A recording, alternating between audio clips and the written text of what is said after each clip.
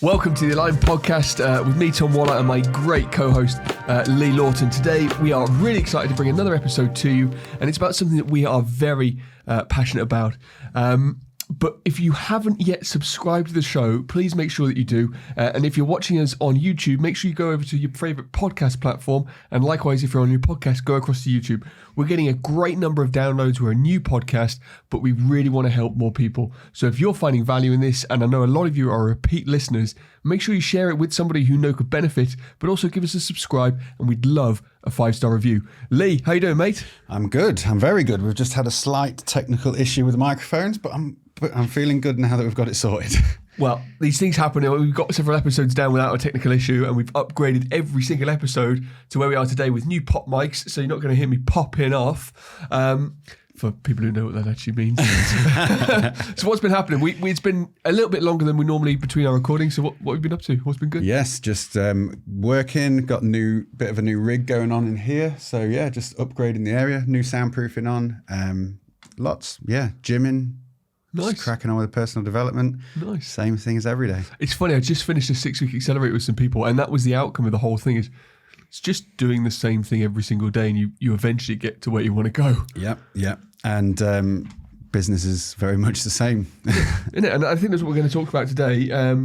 We're talking about starting your own business or running your own business.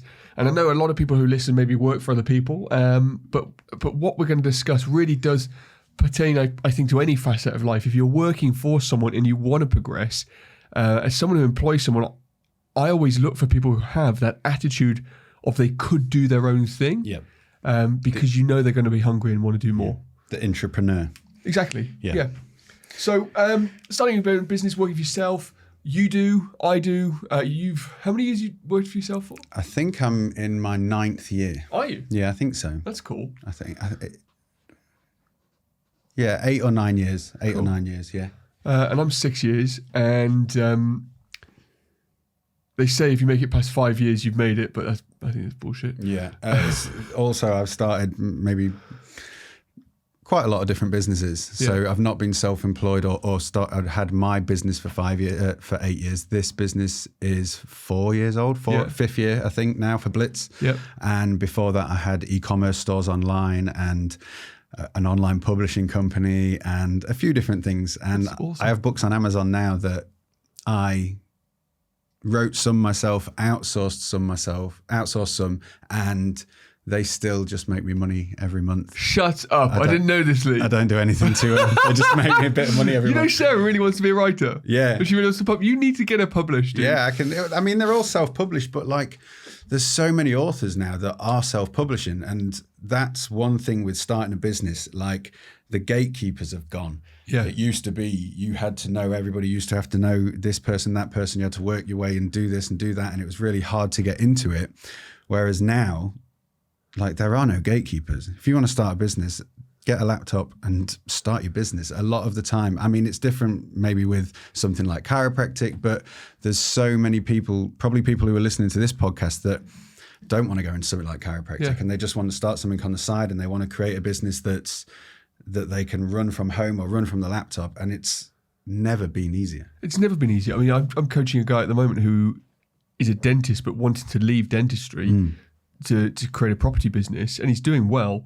But it's so funny from the outside, like he's a really successful dentist, and people are like, why would you leave that job? You're making a lot of money and you're helping people in the process, but he's just not happy. But we said before the show, like I wrote some notes on starting your own business, and 2 things I wrote was, you'll be working harder and paid less. And I'm like, that takes a certain kind of person to think that way. Yeah. But everybody who owns their own business, you talk to them, we come across them a lot.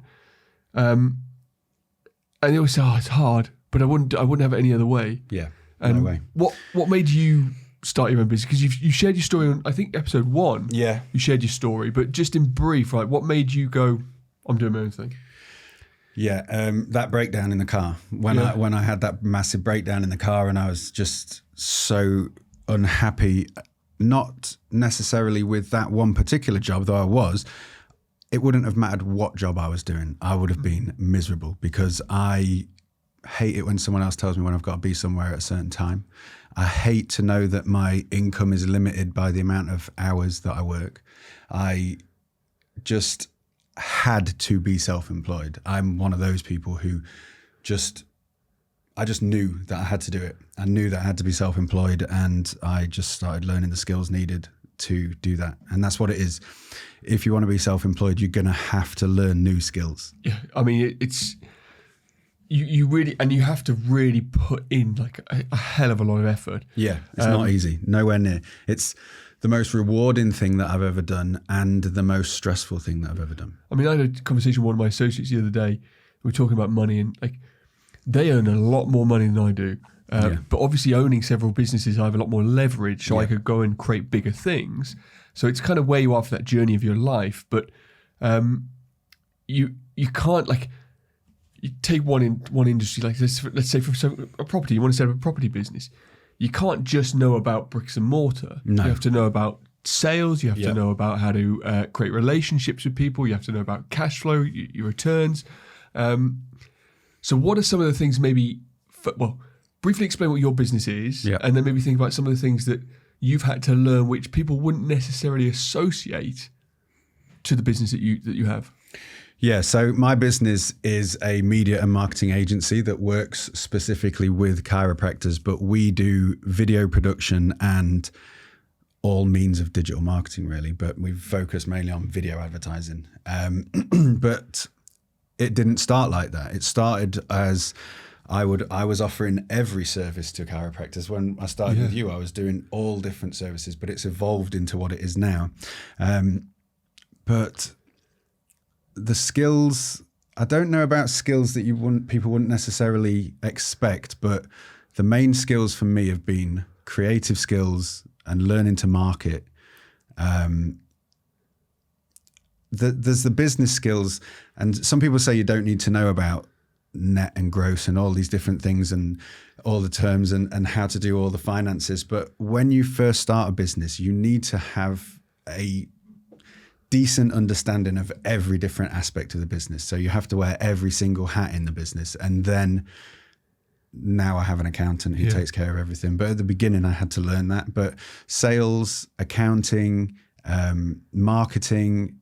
So for me, it's weird with me because the business that I started is the business that everybody sort of needs to know a bit about. It works with every business. So I would say almost like because I need to know the elementaries of it for my business, but you take care of a lot of it for my business. So we've built websites. In fact, I've been working on a website for a client today, even though it's not really what we do anymore.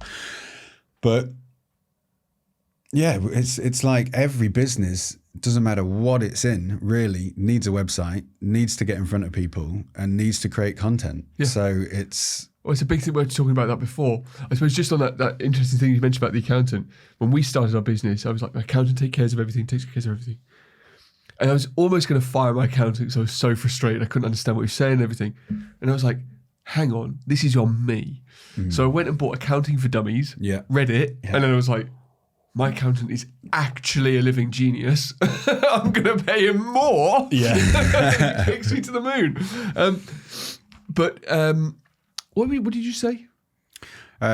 talking about everybody having to everybody's got to have a website. Everybody's got to build content. I was just reading, I mentioned just before the show, I was reading a book at the moment.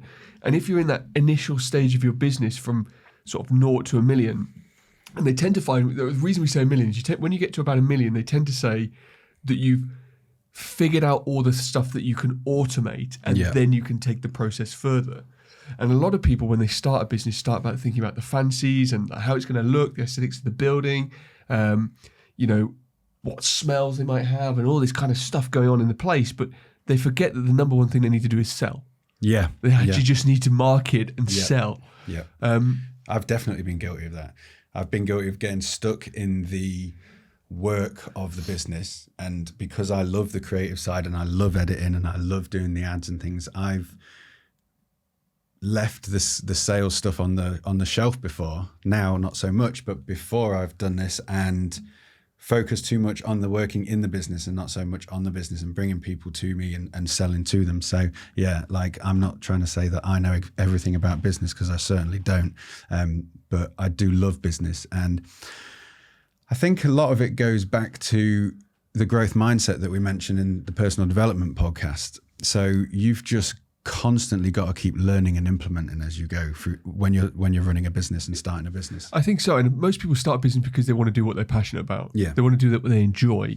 And that's why, like you are really creative. You create amazing work and content. And that's probably what, like you were saying, what delayed you at the start. And a lot of people do that with whatever business they set up. Like they could set up, maybe setting up like I've got a patient at the moment. She is just about, and I'm really proud of her. She's about to skyrocket her flapjack business, little flapjack business. And she's just about to go boom, boom, boom and compound it. But for something like that at the start, they're worried about the flavors and how they get the shape of the product and the packaging.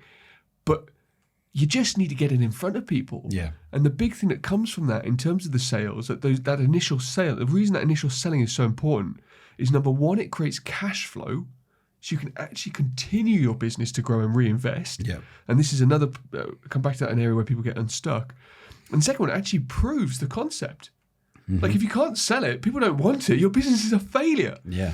The market decides. Exactly, and the market definitely does decide. And I think what unsticks a lot of entrepreneurs and people who are starting business is they get that initial cash flow and then they spend that initial cash flow on themselves, as opposed to let's reinvest this and make the business bigger, which is something that you and I, that delayed gratification, have done quite well, like reinvest. Yeah. So important. Yeah, and I didn't make a profit for 4 years. Yeah. So you've got to be prepared. Like I traveled Thailand and I went to live in Thailand because I wanted the experience of traveling, but also because I could live for 600 quid a month. Yeah. Yeah.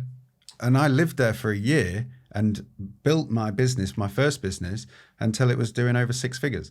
Yeah. And that was the first time I got to 6 figures. But people, I think, especially these days, see on Instagram and all over the place of people who say you can get rich quick and all this. And when I first started, that's what I thought. I thought, yeah, I'm going to get rich quick. I'm going to go in and I slightly mentored a friend's son, and he was like, I want to be a millionaire by the time I'm 18 or 21 or something. And I said to him, look, you have to put in the work. Alex Hormozy calls it the Rocky cutscene, and you've got to put in that Rocky cutscene. You've got to put in the grind. And I thought, nah, when I started, no, you don't. I'll just nail it. And then when I first started, I had like a 10 grand month or something in one of my e-commerce stores, and I was like, I fucking made it. I was like, this is it. I'm a fucking millionaire. And then I was like, oh shit. And then the next month or a few months later, I did it for a few months and it went down, and then it goes back up and it goes down. And it's like, it's not a linear path. It's not. And I think that's the reps you've got to have until it really does become that.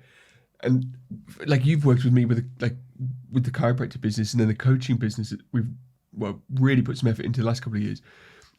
And it's grown well, but I've never taken a penny from that business. Yeah, I've been coaching for 5 years. I've not taken a single penny from it. Yeah.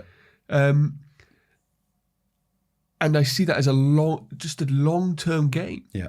I suppose there's another thing, people coach too early sometimes, which is interesting. Like people want to be an entrepreneur. I'd encourage them to do something that's actually a business, because there is a big, what's the word, like trend to coach or do something along those lines, which isn't actually a sustainable or real business underneath at the start, is it? Yeah, you have to proof of concept first. 100%. You have to do the work before you can do 100%. And I get imposter syndrome every time. Like I launch a new coaching product. And you've built a massive Successful practice. Business, one of the busiest practices in the UK. Amazing. You know, and it still comes in. Yeah, yeah. What do you like about being your own boss? What is it that you wouldn't trade? You know, we say just there, like, let's take an industry that we know, and I know there's people who aren't chiropractors who listen to this, an industry that we know. You could be an associate chiropractor. You could make 6 figures very easily, working 3 or 4 days a week, going home and chilling with the family. What would make you trade in something like that for something that's not making a lot of money for a long period of time? Why do you want to be your own boss? Why do you want to sacrifice that way? So a few things. First of all, I love building things. Yeah. Like I love building the business. I love creating all the different aspects of it. So it's that builder mentality for me. But then Secondly is pure freedom, and probably I'm a bit of a control freak. I like the control and I like the pure freedom, and I like to make the decisions of what I do when I do it. And yes, very rarely do you say to me, can you do this at this time? And I say no. I normally say yes, but I can say no if I want to. Yeah, and it's an interesting nuance of control, because we say that. Yeah. And then, we work we work 7 days a week. Like, yeah. You're always working. Yeah, but I mean, and then the other thing is, I was going to say, the only benefit I can see for a job is that you get to switch off at night. Yeah. Like people and people who work a job and haven't started a business, and this is not to put anybody off, because I think if you are thinking about starting a business, do it. You should 100% do it if you're thinking about it. But the one thing that you don't get to do is go home and switch off. No matter what you're doing. I mean, I don't know about you. We can't. I never stop thinking about my business. So it's funny. Sarah and I we just came back. We're recording this in the afternoon. We were recording in the morning because Sarah and I went away for a night, and we always do these nights away in a really 5-star hotel or something, and it's chaos before we leave because we're like, we've got to get this bit done, this bit done, this bit done, this bit done. And then we're in this place where most people, you see people around you switching off and chilling. They're constantly talking about the business, but it's always on our mind. But even if you're not talking about it, and even if you're spending quality time with your significant other, this might just be me, but it's always there. Does your mind, my mind literally. Always there. I'm sitting there going, I want a better car in the car park, or like. Yeah, just thinking about what's next. What's in my mind right now, and it really is not going. It's like £1 million a month. Like I need to help so many people. I need £1 million a month. That's literally, it's like a little rabbit in the back of my mind all the time. Yeah, and it is those drivers for me as well. Like people will say, it's not all about money and you shouldn't be so materialistic. Bullshit. I don't believe in that. I think it's a really good driver, and it's not the only thing, but like I love the good things in life. But money's a byproduct of service. Yes. Like we said before, business only exists. Yes. It doesn't exist. And this is a big thing that, and if a seller, if you listen to his podcast, he talks about, and it's so true. And I work with this with people I work with. Businesses don't exist to make money. No. They exist to solve problems for the customers. Yeah. So you can only be successful and wealthy if you're solving problems. And like you said, you like to build things and solve problems and create. And that is a byproduct that is going to be wealth if you do it for long enough. Yeah, and you're paid in proportion to the value that you provide to the marketplace. 100%. So let's talk quickly about risk and risk aversion, because I think a lot of people see it as very risky to start your own business. Yes. And I personally see it as very risky having a job. Yeah. Flip side, 100%. So what are your thoughts on that? And are you risk averse? I am not risk averse. No, me neither. I'm not. Sarah is risk averse, which is a nice balance. Yeah. I suppose the time that really brought this to life was the COVID saga. Yeah. And suddenly people are like, oh, we're not doing anything. You say it's risky to have a job than own a business, and that's true. Because I had to let 2 or 3 members of staff go over that period of time. I will always fight for my staff and put my staff first ahead of me, and I always pay them first. Mm-hmm. But when it comes to stuff like that, the business to keep going, they are at risk. Now, they can mitigate the risk by being the one who shows up and works as if they are someone who owns their own business. Yeah. So there is a huge risk, but the reward is there. However, the risk is relative to the effort that you put in. If you work hard enough, if you are listening to the market, solving the problems for your customers, your business won't fail. Yeah. That's how I see it. It just can't fail.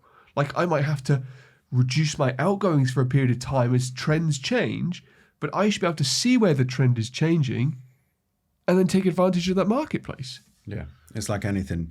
You only fail when you quit, when you stop. Yeah. If you stop trying, you fail. If you don't, you will succeed. What's your view on risk?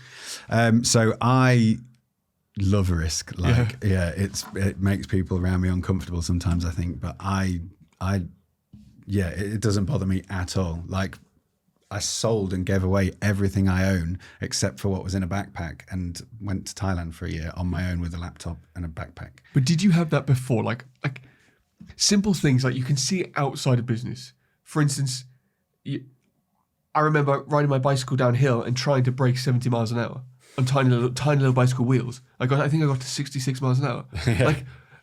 But I'm like, yes! But I could die on the other side of this, Yeah. like literally. Yeah.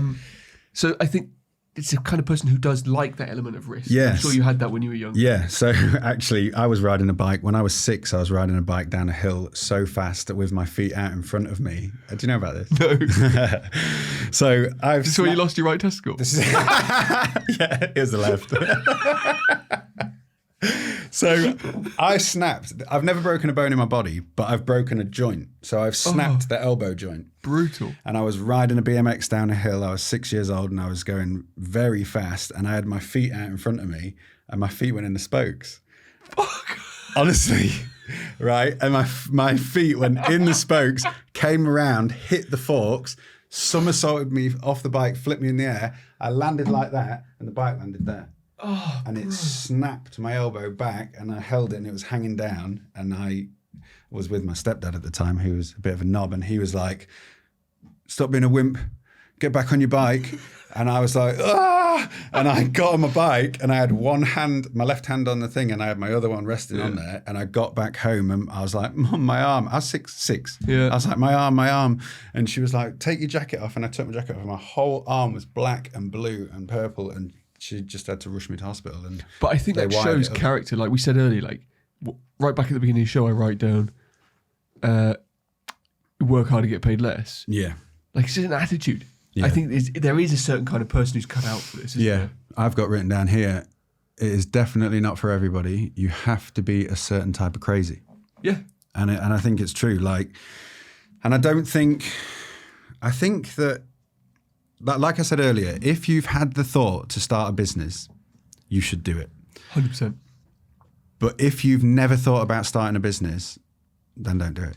It's not like, you probably could do it, but there's going to be so much work, and there's going to be so many long nights and hard days that you need to want it. So for those who want it, Do it. those who've gone, and it's been mulling over for a long time, and for most people it does. Yeah. What's the next step? Like, what would you say is the next step for them? I would say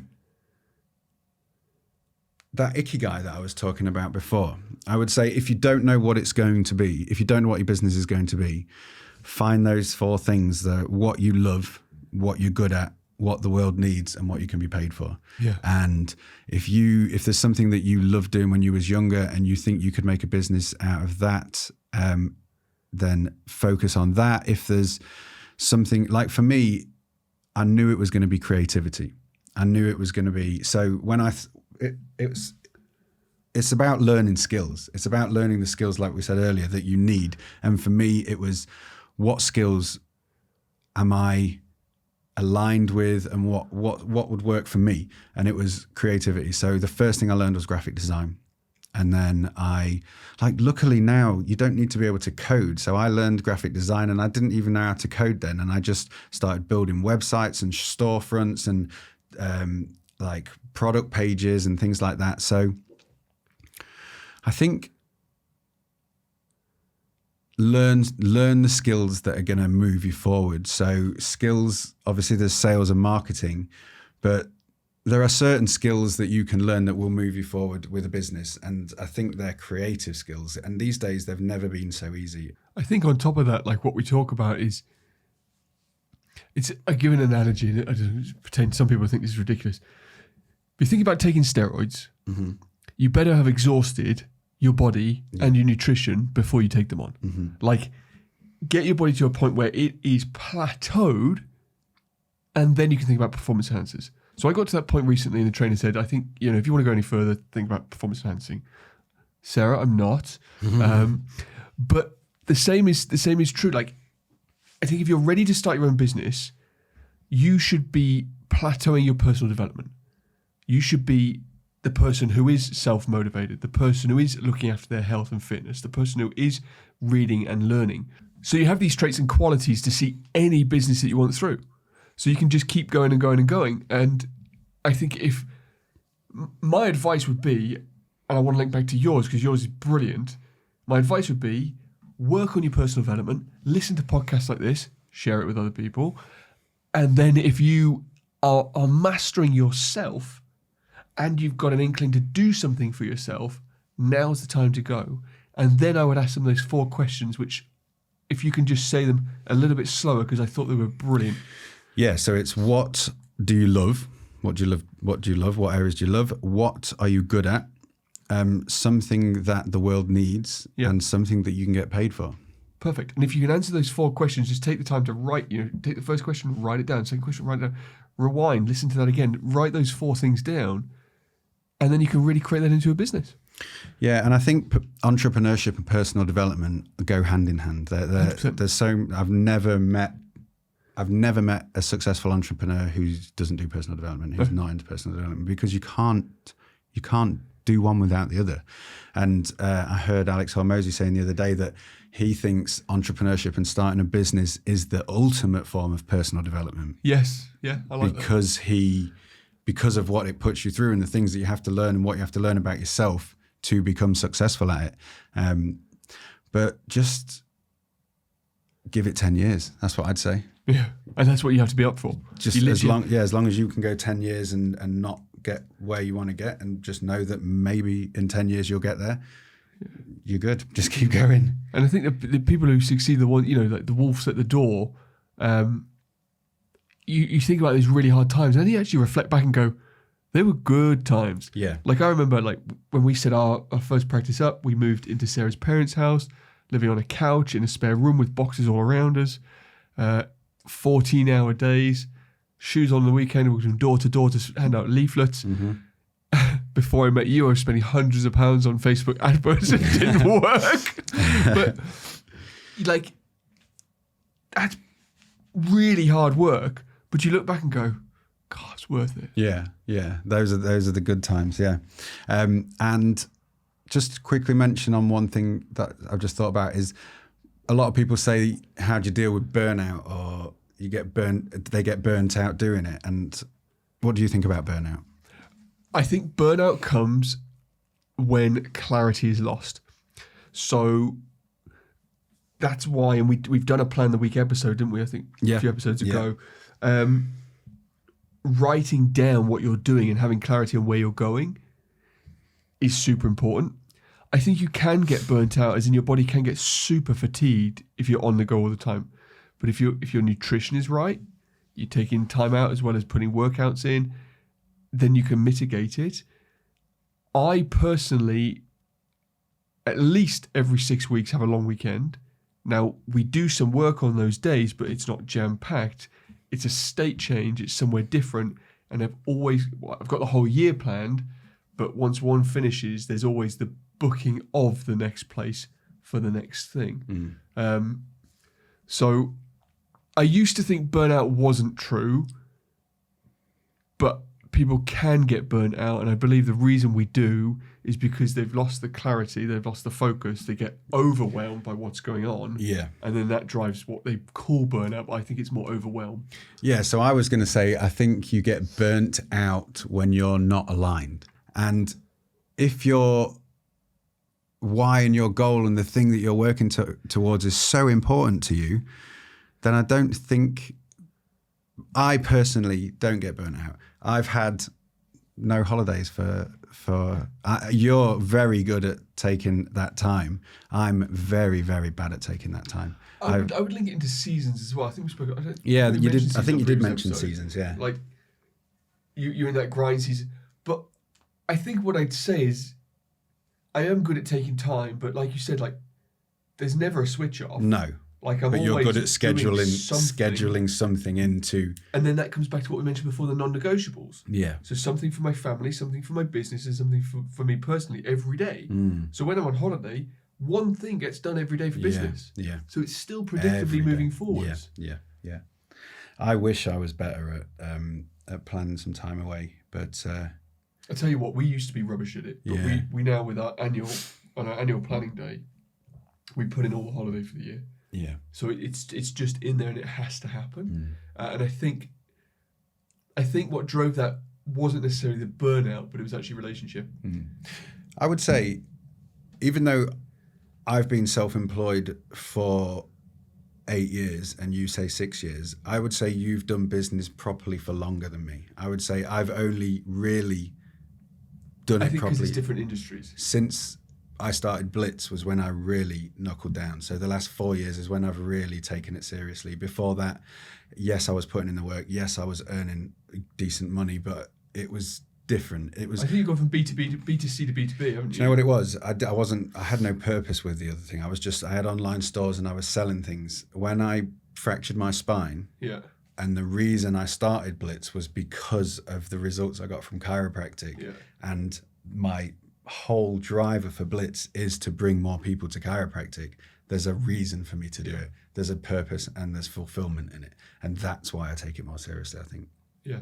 So I think that's a brilliant point to maybe wrap up on, is that, like, if your business genuinely has an interest to serve other people, it will be a super success. Yeah. Like, if it genuinely, like, businesses do exist to solve problems for customers, but if you genuinely want to help someone else improve their life, your business can only be super successful. Yeah. And like the Ikigai thing, the third one is something that the world needs. Yeah. So leave it there. Dude, I really enjoyed that show today. Yeah, that was good. I enjoyed it too. So thank you very much for watching. Thank you for tuning in. Please do share this with anybody who you think may get some value from it. Like Tom said at the beginning, we really are trying to grow this show. Thank you so much for listening. Thank you, Tom, as always. We'll see you next time. Thank you very much.